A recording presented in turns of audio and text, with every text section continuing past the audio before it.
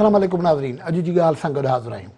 नाज़रीन, पाकिस्तान जे सियासी मंज़रनामे ते ॾिसिजे त हिकिड़े वक़्त ताईं केतिरियूं ख़बरूं आहिनि। सभ खां वॾी ख़बर त इहा आहे त मुल्क जंहिं मुआशी बहरान वारी सूरत हाल में आहे, उते आम माण्हूअ जी मानी ख़रीदण जी सघ ख़तमु थींदी वञे थी। उनजे नतीजे में समाजी तौर ते जेका बेक़रारी आहे उन पाकिस्तान जे माण्हुनि में बि ऐं आसपास दुनिया जे माण्हुनि में बि ॻणती पैदा कई आहे त उनजे नतीजे में का वॾी सिविल अनरेस्ट पैदा थी सघे थी। हिकु तरफ़ इहा सूरत हाल आहे। ॿिए तरफ़ असीं ॾिसूं था पिया त मुल्क में सियासी तौर ते अदम इस्तेहकाम वारी सूरत हाल आहे। सियासी छिकताण कन्फंट्रेशन जे नयुनि इंतिहाउनि खे छुही रही आहे। उनजे करे बि मुल्क में ग़ैर यकीनी वारी सूरत हाल बणिजे थी। इदारनि जे विच में बि घणो तौर ते हम आहंगीअ जे बदिरां असीं इहो ॾिसी रहिया आहियूं त इदारा टकराव जे तरफ़ वधी रहिया आहिनि। वरी जेकॾहिं असां पंहिंजे सिंध जे सीन ते बि ॾिसूं था पिया त उते आदमशुमारीअ जे हवाले सां माण्हुनि में शदीद ॻणती आहे, छाकाणि त आदमशुमारी जंहिं नमूने कई पई वञे उन ते केतिरा सवाल आहिनि। अॼु असीं कोशिशि कंदासीं त मौज़ूअनि ते गुफ़्तगू कयूं, पर मेजर तौर ते असां वटि गुफ़्तगू मुल्क जी सियासी सूरत हाल जे हवाले सां थींदी। मूंसां गॾु हैदराबाद स्टूडियो में गुफ़्तगू में शरीक आहिनि सीनियर जर्नलिस्ट इक़बाल मलाह साहब। महिरबानी साईं, तव्हां असांखे जॉइन कयो। उनखां पोइ असांखे टेलीफोन लाइन्स ते मुख़्तलिफ़ पॉलिटिकल पार्टीज़ जा अॻुवाण ऐं जेके सियासी तजज़िये निगार आहिनि उहे बि जॉइन कंदा। पर गुफ़्तगू इक़बाल मलाह सां शुरू कयूं था। इक़बाल साहब, हीउ जेको जंहिंजो ज़िक्र असां कयोसीं पिए त मुल्क में सियासी तौर ते अॼु जेकी वॾी डेवलपमेंट आहे त कुझु ॾींहं अॻु सदर साहिबु इलेक्शन कमीशन खे ख़तु लिखियो हुयो त चूंडुनि कराइण बाबति तव्हांजी ख़ामोशी आहे। इलेक्शन कमीशन 24 कलाक अॻु में जेको ख़तु लिखियो हुओ उन में ॿुधायो त पैसा न आहिनि, फ़ौज सिक्योरिटी नथी ॾिए, ॿियो कुझु आहे। सदर अॼु वरी ख़तु लिखियो आहे त तव्हां आइनी ज़िम्मेवारी खां स्किप थियो था पिया, जवाबु न ॾिनो आहे, तव्हांजे रवैये ते मायूसी आहे। उन करे 20 फरवरीअ ते सदर चीफ इलेक्शन कमिश्नर खे पाण वटि कंसल्टेशन लाइ सॾे वरितो आहे। छा चयो इहो पियो वञे, ख़त में बल्कि इहो लिखियलु आहे त सदर क्लास इलेक्शन लॉज़ तहत पाण तारीख़ या तारीख़ुनि जो ऐलान करे सघे थो चूंडुनि लाइ। छा पिया ॾिसूं? जीअं तव्हां नासाब तर्ज़ियो कयो त हीउ जेको पोयां जेके इमरान हुकूमत जे वञण खां पोइ जी जेका सूरत हाल थी आहे, उन खां पोइ मुसलसिल जेकी ऐवान सदर उनजी उते सदर जी इहा कोशिशि रही आहे त कंहिं न कंहिं तौर ते PTI जे लाइ को स्पेस क्रिएट कजे। ऐं उते न सिर्फ़ु ही ख़त पर उन खां अॻु में केतिरियूं अहिड़ियूं मुलाक़ातूं थियूं आहिनि जंहिंमें हिकिड़ा न्यापाई मैसेजिस वेंदा रहिया आहिनि त कंहिं न कंहिं तरीक़े सां अहिड़ो को रस्तो कढिजे जीअं इमरान ख़ान खे हिकिड़ो साफ़ रस्तो मिली सघे वापसीअ जो। ऐं तव्हां ॾिठो हूंदो त पहिरियां इमरान ख़ान असेंबलियुनि खां ॿाहिरि निकिरी आयो, उन खां पोइ वरी ॿियो फेज़ आयो जो हुनजी ख़्वाहिश हुई त असेंबलियुनि जे अंदरि अचिजे, असेंबली जे अंदरि अचिजे, क़ौमी असेंबली जे अंदरि अचिजे, उते वेही मैनेज कजे पॉलिटिक्स। पर को हुनखे रस्तो मिलियो कोन पिए। स्पेसिफिक मूंखे जेका सूरत हाल आहे उहा नथो लॻे त को 90 ॾींहंनि जे अंदरि जेका आहे इलेक्शन उहा को थींदे।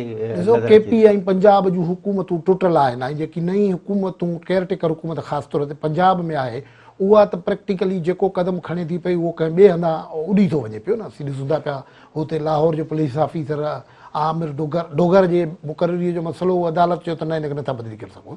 असल में छा आहे त ॾिसो न, हिन ख़त खां अॻु में जेका हुई त इलेक्शन कमीशन क्लियर चयो त असां जेकी आहे सो इलेक्शन कराइण जी पोज़ीशन में न आहियूं, छो त सिक्योरिटी जे हवाले सां जेके इदारा आहिनि उन्हनि जवाबु ॾेई छॾियो आहे, उहे नथा इन्वॉल्व थियणु चाहिनि ऐं रुॻो ख़ासि कंहिं हंध ते कंहिं तक ते।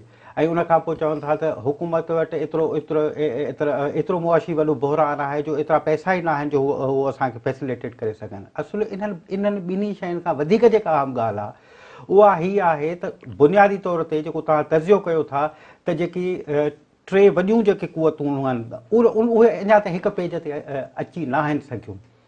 ऐं न अचण जो जेको नतीजे में जेको हीउ सॼो मुआशी ऐं सियासी जेको बहिरान पैदा थियो आहे उन में ख़ुदि जेके मज़बूत ताक़तूं आहिनि उन्हनि वटि ई को ऑप्शन न आहे जो मुल्क खे कढी सघनि, सवाइ हिकिड़े रस्ते जे त जेकॾहिं पार्लियामेंट ऐं आइन जी बालादस्तीअ जे लाइ जेसिताईं सियासी पार्टियूं पंहिंजे विच में कोई इतफ़ाक़ राय पैदा नथियूं कनि तेसिताईं किथां को अमली तौर ते सूरत हाल त इहा आहे त ॾिसो त इदारा हुननि जी डायरेक्शन चिट्टो आहे हर इदारे जो पंहिंजो डायरेक्शन चिट्टो आहे उहो महसूसु करे सघिजे थो सम्झी सघिजे थो पियो पॉलिटिकल पार्टीज़ जे विच में जेका कन्फ्रंट्रेशन आहे उहा चिटी आहे इहा जेकी ख़्वाहिश आहे जेकी तव्हांजी आहे त सभिनी खे हिकु हंधि ते विहारिजे सरकार कोशिशि कई हिकिड़ी त MPC करायूं मल्टी पार्टी कॉन्फ्रेंस करायूं पर ज़ाहिर सरकार बाद में हथु खणी वई न इन क़िस्म जो को अहिड़ी वेव ई न आहे अहिड़ी वाइब ई नथी अचे पई जो पॉलिटिकल पार्टीज़ हिकिड़े हंधि वेहनि जेकॾहिं इहे नथियूं वेहनि ऐं पॉलिटिकल क्राइसिस हलनि था पिया त इन जे नतीजे में जेका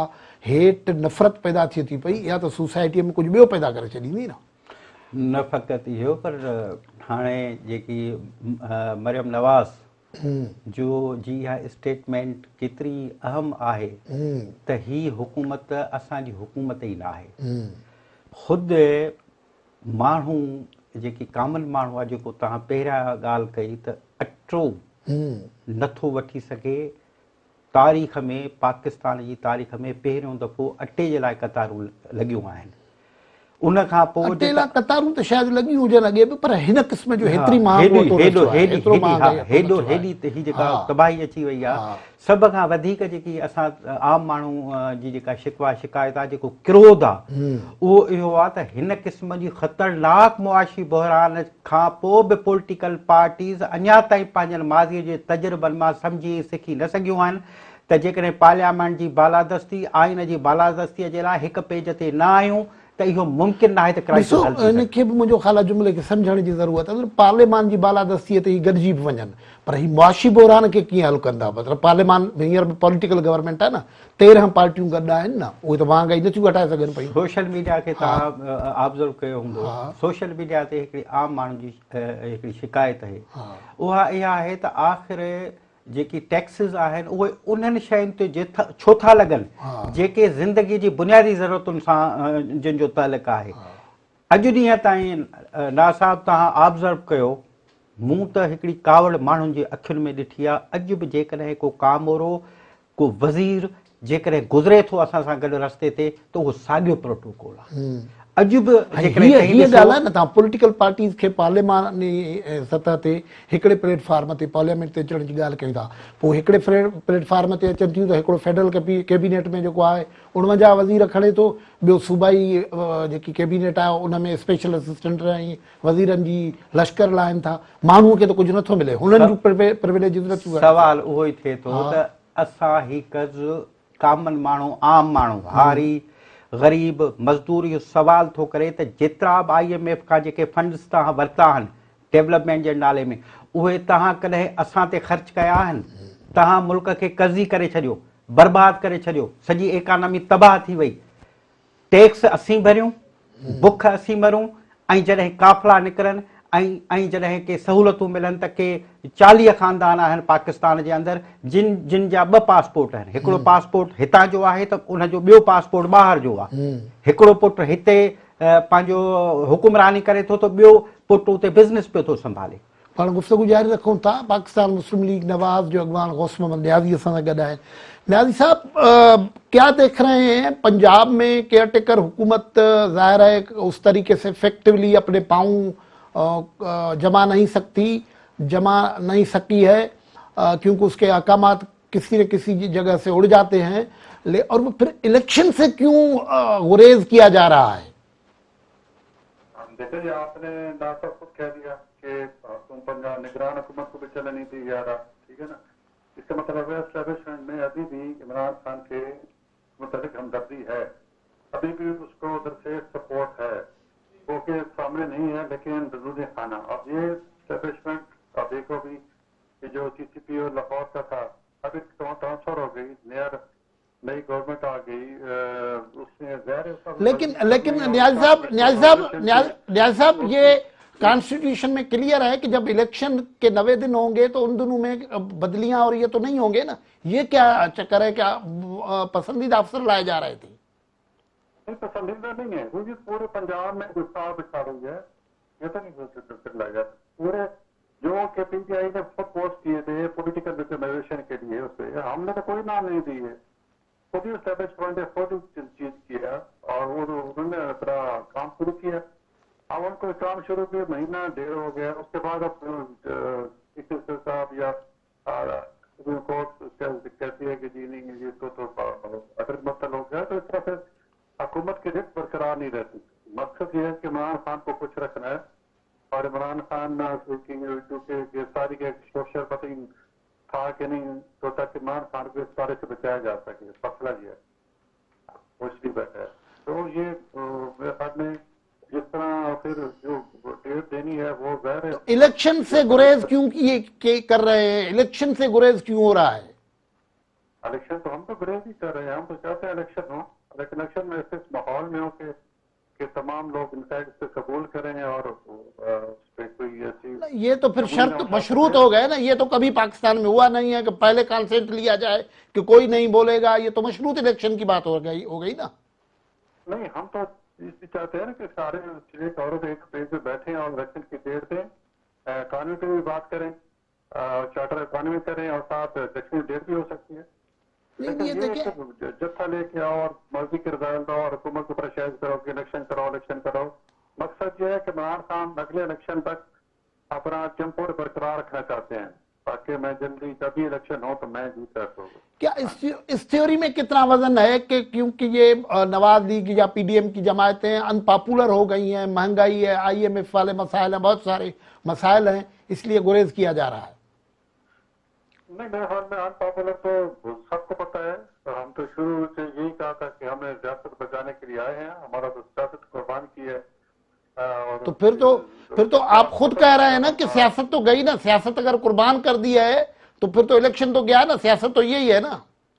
नहीं, अब अगर इलेक्शन होते हैं, देखो अक्टूबर इलेक्शन होते हैं, और उसमें अगर पीटीआई जीती है तो हम रिजल्ट मानेंगे, क्यों नहीं मानेंगे। ये तो इलेक्शन आज वो पॉलिटिकल मतलब रियासत होगी, जो इलेक्शन फिर भी होते रहेंगे, हम ये तो नहीं कहते। लेकिन मैं एक बात हूँ कि लोग समझदार हैं और लोग समझना शुरू हो गए हैं कि सारा ये किया धरा और ये सारे जो मौजूद IMF के थे ये इमरान खान के थे, और इसीलिए ये सारे मसाइल ये पैदा हुए। बड़ा इंपॉर्टेंट सवाल है, मुझे आपसे करना है, लेकिन यहाँ सिर्फ एक छोटी सी ब्रेक लेते हैं और हम वापस आते हैं। नाज़रीन, ब्रेक खां पोइ वापस अचूं था, ब्रेक वठूं था।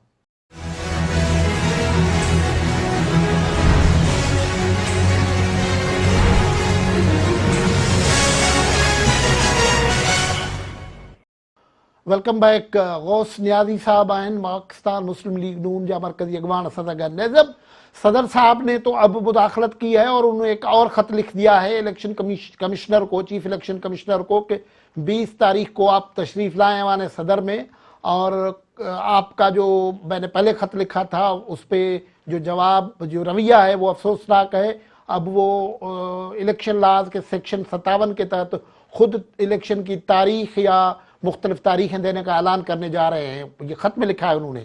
क्या रिएक्शन होगा मुस्लिम लीग का? खिलाफ आइन तो फिर बात होगी ना जी, ये फिर आइन किधर गया, ये आइन इधर गवर्नर का क्या इख्तियार करे, वो भी कानून का हवाला दे रहे हैं, वो भी कानून का हवाला दे रहे हैं। तो सवाल किस, अब ये आइन में कहाँ लिखा है कि सदर इलेक्शन कमीशन को प्रेशराइज करके डेट देगा इलेक्शन की? सब ये सारे गैर आईनी कर रहे थे नहीं, क्योंकि हुकूमत आपके हवाले है, इदारे आपके तरफ है, इसलिए वो 90 दिन कॉन्स्टिट्यूशन आइन जमानत करता है ना। असेंबली जब डिसॉल्व हो जाए तो 90 दिन में इलेक्शन होने चाहिए, वो आप नहीं करवा रहे हैं। अब क्योंकि वो सारी हुकूमतें आपके पास हैं तो आपके पहले तो कॉन्स्टिट्यूशन की वायलेशन आपकी हुकूमतें कर रही हैं। नहीं, ना देख के ना, अब ना कोई सिक्योरिटी फोर्स हमारा साथ दे रही है, ना फिनांस डिपार्टमेंट का हमारे पास पैसे नहीं है, हमने IMF से हमारा एग्रीमेंट नहीं हो रहा, हमने की किस्त देनी है, 1.2 अरब डॉलर की किस्त वापस करनी है, और फिनांस का हमारे पास पैसा नहीं है, और सिक्योरिटी इदारे कहते हैं कि हम सिक्योरिटी नहीं दे सकते, हम तो दहशतगर्दी वाक़यात हो रहे हैं, मुतरबसूब है। तो इन हालात में हम क्या करें? नहीं, तो ये तो रीजन हो गए, जवाब हो गए, लेकिन जो एक्शन हो रहा है वो तो वायलेशन ऑफ कॉन्स्टिट्यूशन है। हर कॉन्स्टिट्यूशन का हल होता है। अब ये तो नहीं अगर वो लिखा है, अब बेनजीर मरहुमा की जब शहादत हुई थी तो 2 महीने आगे चला गया था, और जब जियाउल हक मरहूम का जहाज हो तो 6 महीने बाद इलेक्शन हुए थे। तो ऐसे ही फिर ऑप्शन निकाले थे, और इसमें हमारे पास असेंबली है, सेनेट है, उसमें एक बार के लिए हम उसके लिए वक्त मांग सकते हैं। जिस तरह लेकिन पिछला ये 18 देखें इलेक्शन हुआ था तो इसमें में लिखा है कि प्रोविजनल मरतबा शुमारी की लिस्ट ऑफ इलेक्शन नहीं हो सकते, तो उसके लिए हमने आज में तरमीम की और यहाँ से एक कह के एक टाइम इलेक्शन हो सकता है। खुद आदम शुमारी का जो इशू है वो बड़ा कंट्रोवर्शियल हो गया है कि बगैर शनाख्ती कार्ड के लोग रजिस्टर्ड होंगे, उस पर तो सिंध में तो बड़ी रिजेंटमेंट है। और ये तो इदारा शुमारियात का दोबारा जवाब देंगे हम जो तो उस बारे में क्या कहते बिल्कुल बिल्कुल। आखिर में ये फरमाइएगा, ये मरीम नवाज साहबा ने बयान दिया कि ये हुकूमत हमारी नहीं है, मुस्लिम लीग के प्रेसिडेंट हैं शहबाज शरीफ, वो प्राइम मिनिस्टर हैं, फेडरल कैबिनेट में इतने सारे मिनिस्टर आपके हैं, दूसरी जगह आपके इत्तेहादी हैं, और मरीम साहबा कहती है कि हुकूमत हमारी नहीं है। ये क्या मामला है? वो खिलाफ से ठीक कह रही है। देखो हुकूमत हमारी नहीं इसलिए नहीं है कि सिर्फ मुस्लिम लीग नून नहीं है, 12-13 पार्टियां हैं इसमें। अब हमें कोई भी स्टेप लेने के लिए 12-13 लोगों से पूछना पड़ता है। देखो हमने इसलिए तो हम हुकूमत नहीं लेना चाहते थे, लेकिन जब हमें एस्टेब्लिशमेंट दूसरे इदारों ने कहा कि मुल्क का दिवाली निकलने जा रहा है तो फिर हम आगे और मुल्क की हमारे पास वो सारे 85 मेंबर थे और हुकूमत बनाने के लिए 172 चाहिए, तो हमें 10-12 पार्टियों को मिला के हुकूमत बनाई है। तो ज़ाहिर है अब हम कोई स्टेप ना अपनी मर्जी से ना कोई स्टेप ले सकते हैं, ना अपनी मर्जी से इलेक्शन करा सकते हैं, ना अपनी मर्जी से कोई आजी लगा सकते हैं, ना चीफ सेक्रेटरी लगा सकते हैं। हर बात पे उनसे मशवरा लेना पड़ता है। ज़ाहिर है जब किसी मशवरा लो तो उनके मांग के चलना पड़ता है। अगर ना माने तो अलग हो जाएंगे, हुकूमत गिर जाएगी और हालात खराब हो जाएंगे। ये वजह से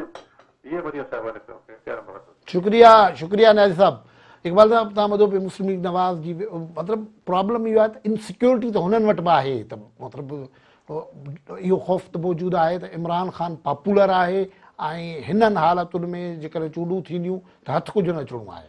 असल में इन में उनजा टे खनि पासा आहिनि। हिकु इहो त अञा ताईं नवाज़ शरीफ़ खे को ग्रीन सिग्नल न मिलियो आहे। नवाज़ शरीफ़ जो हिते पाकिस्तान में मोटी न अचणु हिकिड़ो सवाल पैदा करे थो त छा मुस्लिम लीग नून ऐं जेके ॿियूं हिन वक़्तु हुकूमत में शामिल पार्टियूं आहिनि उन्हनि जे ऐं जेके एस्टेब्लिशमेंट आहे उन्हनि जे विच में अहिड़ो साज़गार माहौल थियो आहे त चांहि जे कप ते गॾु वेही सघनि। न ॻाल्हि त ॾिसो, नवाज़ शरीफ़ ऐं इमरान ख़ान जो केस हिकु जहिड़ो आहे, ॿिन्ही खे बिल्कुलु ई जेके पैम्पर कबो आहे न, कंहिं पैम्पर पियो कजे, हुनखे सज़ा अचण खां पोइ ॿाहिरि हलियो थो वञे, ही कोर्टुनि मां न पियो वञे, ॿई पैम्पर थियनि पिया, एस्टेब्लिशमेंट जा पसंदीदा क़िस्म जा माण्हू आहिनि। ॿियो इहो ख़ुदि हिकिड़ो सहाफ़ती हल्कनि में डिबेट आहे त अहिड़ी का दरी अहिड़ी का घटी खुलियल आहे जिथां हिकिड़ी हवा सपोर्ट जेका हिमायत जी आहे उहा फ्रेश हवा इमरान ख़ान खे मिलंदी रहे। ऐं टीं अहम ॻाल्हि इहा आहे त इमरान ख़ान जहिड़ी हालतुनि में मुल्क खे छॾे वियो आहे, हिननि फ़ैसिलो ई इन करे कयो हो जो चवनि था त जेकॾहिं इमरान ख़ान जी हुकूमत न वञे हा त 30 ताईं ऐं उनखां पोइ बि प्लान हो त इमरान ख़ान खे ई रहणो हुयो। जेकॾहिं हाणे इलेक्शन में वञनि था त हिकिड़ो वॾी जेका सूरत हाल आहे उहा एॾी ख़राबु थी चुको आहे मुआशी तौर ते जो हिननि खे ख़ौफ़ आहे त इहो जेको वोट आहे उहो हिननि जे ख़िलाफ़ु अची सघे थो। बुनियादी जेका ॻाल्हि आहे उहा जॾहिं एॾा वॾा क्राइसिस थींदा आहिनि, जॾहिं मुआशी तौर ते लफ़्ज़ ई पाण इस्तेमालु था कनि त ॾेवालो मुल्क जो निकिरण वारो हो, अहिड़ी सूरत हाल में हिकिड़ो नओं मुआइदो थियणु घुरिजे, न्यू एग्रीमेंट। उहो कीअं थी सघे थो, उहो सियासी पार्टियुनि खे ई रस्तो कढणो पवंदो, उन्हनि खां सवाइ ॿियो रस्तो कोन्हे। पाण गुफ़्तगू जारी रखूं था। एजाज़ अहमद असां सां गॾु आहिनि, इस्लामाबाद मां सीनियर जर्नलिस्ट आहिनि। एजाज़, ये मुल्क में जो इदारों की सूरत हाल है, एक खासतौर पर इलेक्शन के मामले पे तो टकराव नजर आ रहा है। जी ना, है तो बदकिस्मती की बात ना कि माजी में जब इलेक्शन कमीशन इंडिपेंडेंट नहीं होता था तो हम उसको कहते थे कि वो फलाकत फैली है, फलाकत फैली है। अच्छा, अब इलेक्शन कमीशन ईमानदारी की बात है कि शुरुआत हमारे भी हैं, लेकिन पिछले कुछ अर्से से जिस तरह उसने कंडक्ट किया है, मसलन बसका इलेक्शन में, पंजाब के इलेक्शन में, इवन के सिंध के इलेक्शन में, तो उससे ये साबित होता है कि इलेक्शन कमीशन बेहतरी की जानिब माइल है। लेकिन अब ऐसा लग रहा है कि एक और अदारा इलेक्शन कमीशन को अंडर प्रेशर लाना चाहता है। अब आप देखिए ना कि इलेक्शन कमीशन एक आईनी अदारा है, जो आईनी अदारे हैं उनको कोई अदालत डायरेक्शन नहीं दे सकती। लेकिन इस्लामाबाद हाई कोर्ट में पहले एक पिटीशन गई, अब सुप्रीम कोर्ट ने एक और केस में बुलाकर और उनको डायरेक्शन देना शुरू की کہ آپ الیکشن کی تاریخ دیں. آئین بہت واضح ہے کہ الیکشن کمیشن تاریخ نہیں دے گا, تاریخ گورنر دے گا.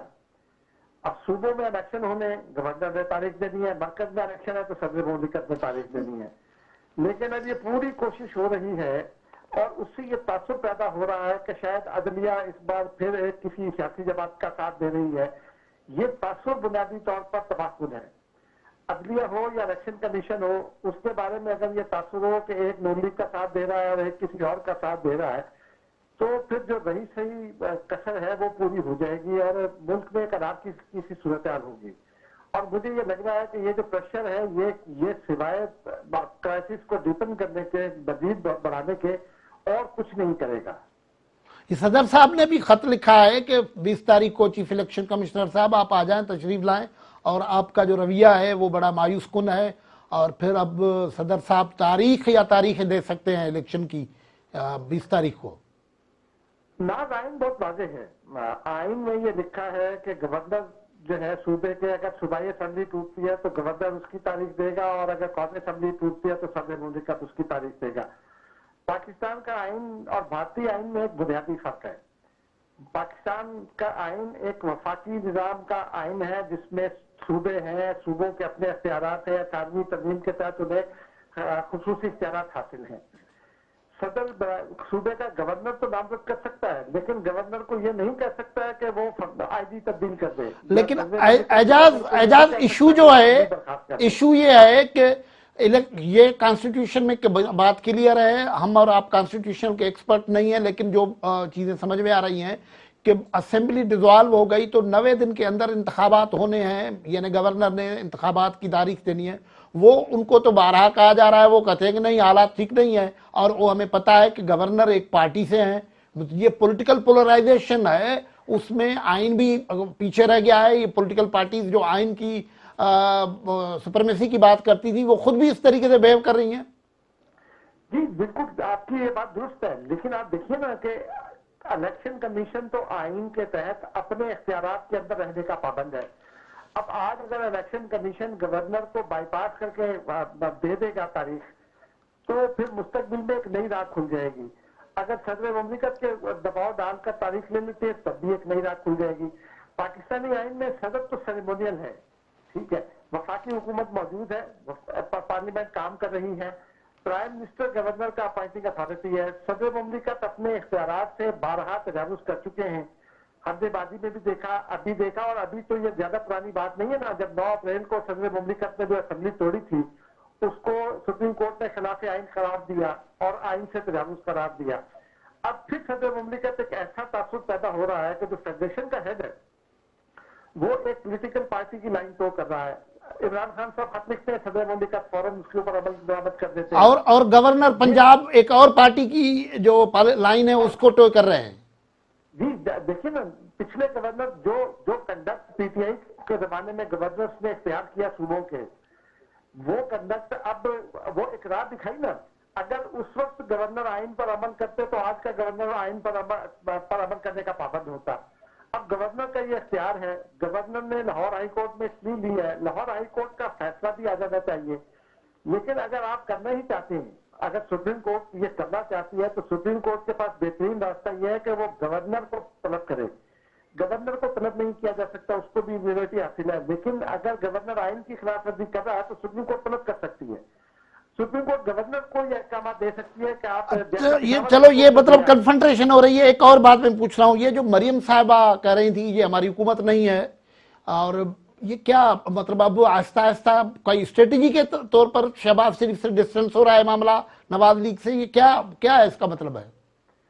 دیکھیں, ایک تو بدقسمتی کی بات ہے کہ حکومت موجود ہے, لیکن ابھی پچھلے دنوں میں ہماری کچھ اہم لوگوں سے بات ہوئی, ان کا تاثر یہ ہے, ان کا بلکہ شکوہ یہ ہے کہ شہباز شریف صاحب جن کے بارے میں یہ تاثر تھا کہ وہ بڑے اچھے ایڈمنسٹریٹر ہیں اور بڑے اسٹرکٹ ایکشنز لیتے ہیں, وہ کام نہیں کر رہے. اچھا, اب شہباز شریف صاحب کی حکومت میں آپ مجھے بتائیے نا کہ آپ کے پاس 23 لاکھ رجسٹرڈ بڑے دکاندار ہیں, وہ ان میں سے آپ 5 لاکھ ٹیکس دیتے ہیں, 18 لاکھ ٹیکس نہیں دیتے, ٹھیک ہے. تو مطلب وہ ڈسٹنس کیوں کر رہی ہیں؟ جو سوال ہے اس کی پرفارمنس پہ ہے نا. ٹیکس برڈن کر دیتے ہیں, तो नून लीग उनके साथ कैसे खड़ी हो सकती है? नून लीग ने पंजाब में इलेक्शन लड़ना है। लेकिन मसला ये है कि इस कहने से तो कोई फर्क नहीं पड़ेगा ना एजाज, इससे फर्क तो नहीं पड़ता ना। मुस्लिम लीग के सदर हैं शहबाज शरीफ साहब, इतनी के लोग वजारत में हैं, गवर्नर हैं, वो कहेंगे हमारी हुकूमत नहीं है, उसकी चीफ ऑर्गेनाइजर कहेगी, और लोगों के आंखों में धूल झोंकने में कामयाब हो जाएंगे। यकीनी तौर पर ये बात आपकी ठीक है, लेकिन अब चूंकि चीफ ऑर्गेनाइजर है और पॉलिसी मेकर भी है मरियम नवाज, तो वो लोगों में ये तासुर देना चाहती है कि हुकूमत की तो मजबूरी है, हमारी भी मजबूरी है कि हमारे लोग वहाँ बैठे हैं, लेकिन हम बतौर पार्टी हुकूमत के साथ नहीं है। ओके, का दबाव है, तो वो दरमियान की करार निकालकर पंजाब में ये तासुर क्रिएट करना चाहती है, जैसे कुछ अर्सा पहले उन्होंने किया था। ओके एजाज, आपकी पॉइंट आ गई कि मतलब ये तासुर पैदा करने की कोशिश है, मसला दूसरी जगह फंसा हुआ है। शुक्रिया एजाज। नाज़रीन, असां गुफ्तगू जारी रखूं था। एजाज पॉलिटिकल तजीज़ो ॾिनो पे, पर हिते ब्रेक वठूं था।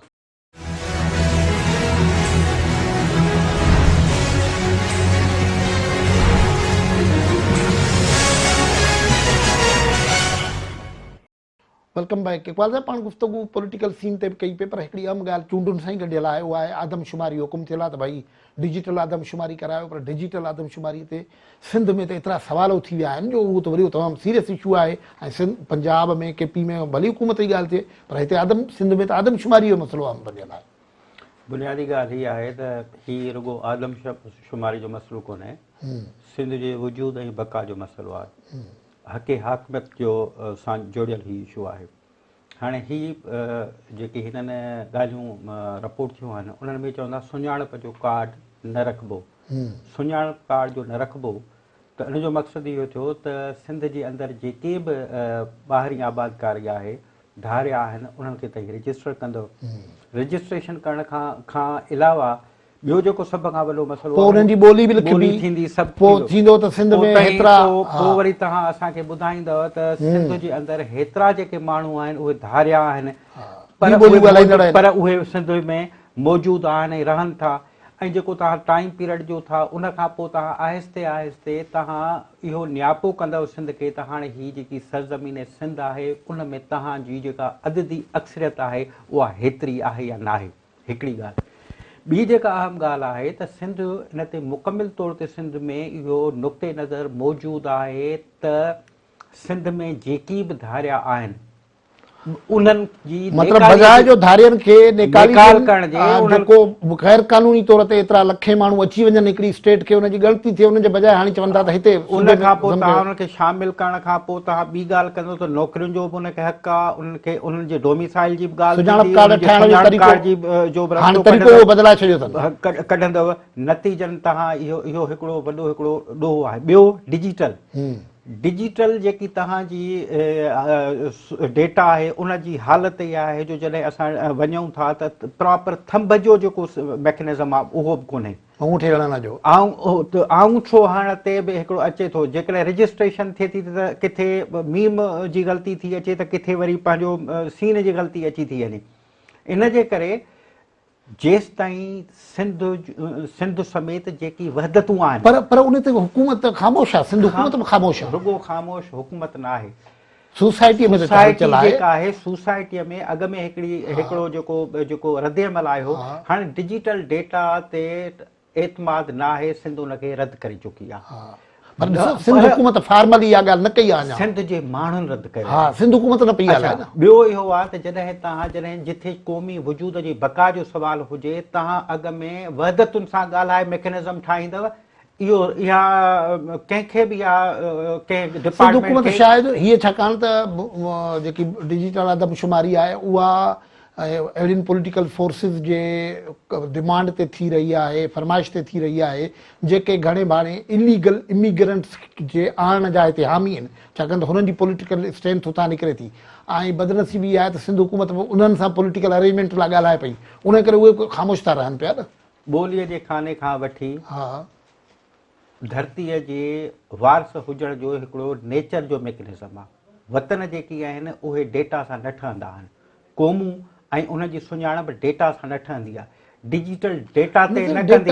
ॾिसो, डिजिटल डेटा मैटर त कंदी, तव्हां भले चओ, पर डिजिटल डेटा में तव्हां घटिजी वियो त पोइ कहिड़ियुनि सिचुएशन में जॾहिं सिंध अधु सिंध ॿुॾी पई आहे दरबदर आहे, कहिड़ियुनि सिचुएशन में जॾहिं अञा ताईं तइ न थियो आहे त सिंध में जेकी धारिया आहिनि उहे केतिरा आहिनि। पहिरियां त तव्हां डिजिटल आदमशुमारीअ खां अॻु में तव्हां पहिरियां इहा सर्वे करायो त सिंध में गैर कानूनी तौरु उन्हनि जो स्टेटस डिक्लेयर करणु गैर कानूनी तौर ते केतिरा माण्हू लख माण्हू आहिनि जेके हिते मौजूदु आहिनि, जेके गैर कानूनी आहिनि, उन्हनि खे कंहिं डेटा में शामिल करण जे बजाय उनजी डेटा ई अलॻि न उन्हनि जी डेटा अलॻि थिए, ख़बर हुजे असांखे, ख़बर हुजे असां ते हेतिरो सिंध ते हेतिरो वज़न आहे, हेतिरा लख या हेतिरा हज़ार फलाणा फलाणा माण्हू आहिनि जेके सिंध ते ॿार आहिनि, उनजो डेटा अलॻि करे जेका नेशनल डेटा आहे उन्हनि खां ई उन्हनि खे अलॻि कंदव न।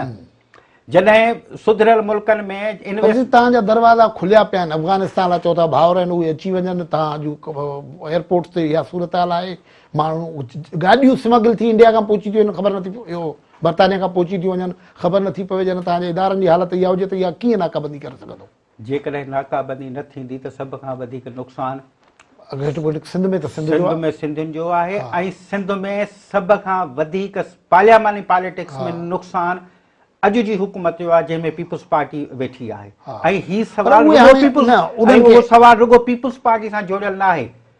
जॾहिं तव्हां हाणे जॾहिं कराचीअ जे अंदरि हिननि जी रिट इहा आहे जो डिक्लेयर्ड वसंदियूं ठही वियूं आहिनि जिते उन्हनि जा गेट लॻा पिया आहिनि आइडेंटिफिकेशन, न उहो त वरी पॉलिटिकल पार्टी जा लीडर सरेआम चवनि था त असीं गैर कानूनी तौर ते आयल बंगालियुनि बिहारियुनि अफ़गाननि खे कार्ड ॾींदासीं, उन्हनि खे सीट खपे न, उते सीट जे लाइ उहे चवनि था पिया, इहो बि रवियो आहे, उन ते ॻाल्हि नथी थिए।